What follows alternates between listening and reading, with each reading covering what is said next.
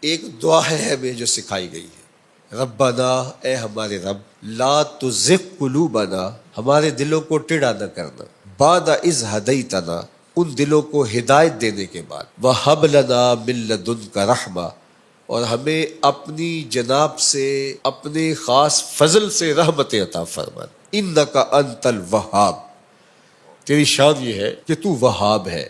وہاب کا کیا معنی؟ جو تمہاری محنتوں کے بغیر ہی تمہاری جولیاں بھر دے، تم نے کوئی پیش نہیں کیا کہ اس کے بدلے میں دے رہا ہے۔ مجھے اور آپ کو جو زندگی ملی، کیا کسی محنت کے ثمرے میں ملی؟ آنکھوں میں بینائی کسی محنت کے ثمرے میں ملی؟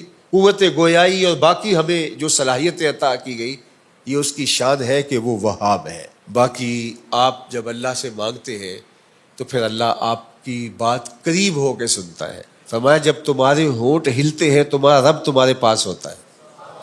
اللہ اکبر۔ تو اپنے ہاتھ پھیلا کے اس کے حضور زاری کریں، التجا کریں، دعا میں سجا نہ ہو کہ آپ لفظ ملاتے رہیں، اسی کی کوشش میں لگے رہیں تاکہ آپ کی توجہ بٹ جائے، لفظوں کو جوڑ دیں۔ جس طرح میں نے کہا کہ حضور کی خدمت میں جا رہے ہیں تو وہاں تو آپ ٹوٹے ٹوٹے لفظوں سے بھی سلام پیش کر دیں گے تو اس کیفیت کے اندر وہ بھی قبول ہوگا۔ وہاں شکستگی بھی قابل قبول ہے۔ وہ سید سلیم گیلانی نے حضور کی بارگاہ میں ایک سلام کہا ہے، ذرا ان کا انداز دیکھیے۔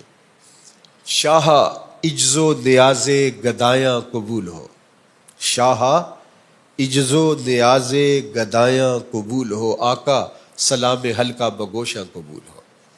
اب ذرا دیکھیے وہ کیفیت جو میں نے عرض کی، لفظ ساتھ چھوڑ گئے گنگ ہو گئے، لفظ ساتھ چھوڑ گئے گنگ ہو گئے، بے ربطیے نوائے پریشاں قبول ہو، بے ربطیے نوائے پریشاں قبول ہو، ساری دعائیں سیل تجلی میں بہہ گئیں، ایک اشک لرزاں ہے سر مژگاں قبول ہو۔ تو دعا کے اندر وہ شکستہ لفظ بھی اس کو قبول ہے۔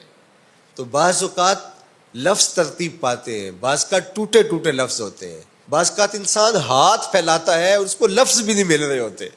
میں ہاتھ پھیلاؤں مانگوں تو کیا مانگوں، میں تو لفظ بھی گنگ ہو گئے۔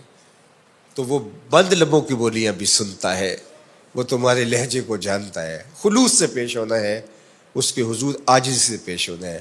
اور یہ دعا اور اس دعا سے جڑے ہوئے مفہوم اس کے حضور آج خاص طور پہ عرض کرنے ہیں۔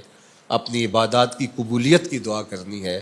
ربنا لا تزغ قلوبنا بعد اذ ہدیتنا وہب لنا من لدنک رحمہ انک انت الوہاب۔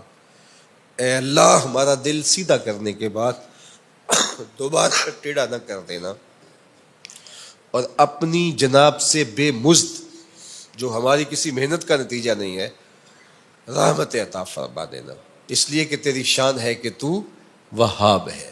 ہماری کسی محنت کے ثمرے میں ہمیں عطا نہیں کرتا، ہمیں ویسے ہی عطا کرتا ہے۔ ہمیں بھی جو بھیجا گیا وہ بھی کیا ثمرہ تھا، ہماری محنت کا نتیجہ تھوڑا تھا۔ ہم نے تو اپنے لیے دعا بھی نہیں مانگی تھی، تو نے بن دعا کے ہمارا وجود بخشا، تو پھر اللہ ہمیں جنت بھی دے دے، اپنے محبوب کا قرب بھی دے دے۔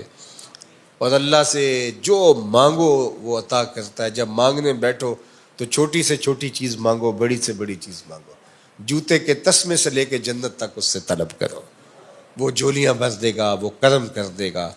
اللہ اکبر۔ حضرت علی کی ایک دعا ہے کہ یا سری الرضا اغفر لمن لا یملک الا الدعاء۔ کیا خوبصورت دعا ہے، ذرا اس کا ترجمہ سنیے۔ اے جلدی مان جانے والے، جلدی راضی ہو جانے والے۔